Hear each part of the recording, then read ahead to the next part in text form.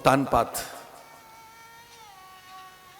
को गुप्तचरों ने समाचार दिए, समूची प्रजा उत्सव कर रही है, मंगल गीत गाए जा रहे हैं, प्रत्येक चौक पर उत्सव है, नृत्य कर रहे हैं लोग, बधाइयां, परस्पर एक दूसरे को शुभकामनाएं दे रहे हैं, सब हर्षित हैं, उल्लसित हैं, आनंदित हैं, प्रमुदित हैं, सबके सब।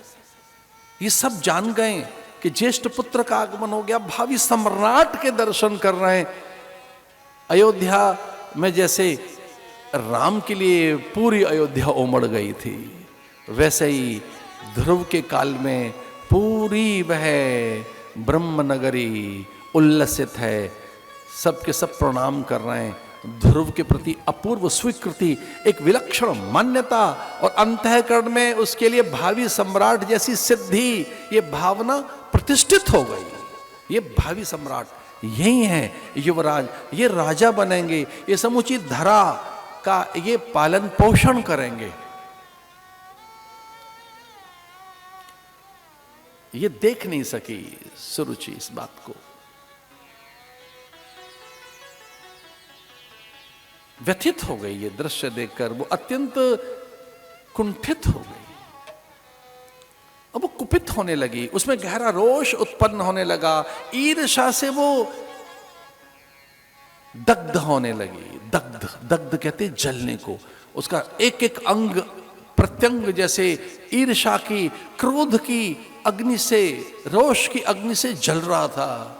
और जब व्यक्ति को क्रोध आता है तो उसके शब्द भी वैसे ही होते हैं, मारक, दाहक, विदाहक, कैसे तीक्ष्ण होते हैं वो, कितने हिंसक होते हैं। क्रोध में, क्रोध करने वाले व्यक्ति के शब्द, उसकी भंगिमाएं हैं। उत्तानपाद भी तो भयभीत हो गए थे। उत्तानपाद ने बालक को गोद में लिया था, उसके हथेली पर चुम्बन जड़ दिए थे, अंक में भर लिया था, उसके माथे पर ओठ रख दिए थे, ये कहकर मेरा बाल ध्रुव, ऐसा कहकर उसे अंक में भर लिया। स्नेह उमड़ाया, वात्सल्य से भीग गया राजा का मन। पहली बार अपने बालक देखा, अंक में भर लिया, हृदय से लगाकर उनके अश्रु भर आए। वो बालक की हथेली को चूमते हैं, माथे पर ओठ रख देते हैं, अंक में भरते हैं। वो स्वीकार करते हैं कि मैंने बालक के साथ अनीति की, अन्याय किया, अत्याचार किया है, इसके अधिकार छीने हैं मैंने, इसकी मां को मैंने निर्वासित किया है, प्रायश्चित करने लगे। लेकिन वे अपनी पत्नी के सामने विवश हो गए। जब पत्नी ने, उनकी विमाता ने, ध्रुव की विमाता ने बालक को हाथ से पकड़कर गोद से उठा दिया, पलात हटात उसका अपमान करने लगी और ये कहकर तू राष्ट्रद्रोही है, तेरी मां के कारण यहां अनेक उपद्रव हुए, तेरी मां के कारण राजा बहुत व्यथित और दुखित रहा है, तेरी मां पर महाभियोग चला है इस बात का कि उसने इस देश के शासक को दुखी किया है। तू राष्ट्रद्रोही, राजद्रोहिणी का पुत्र है, तू भी अपराधी है।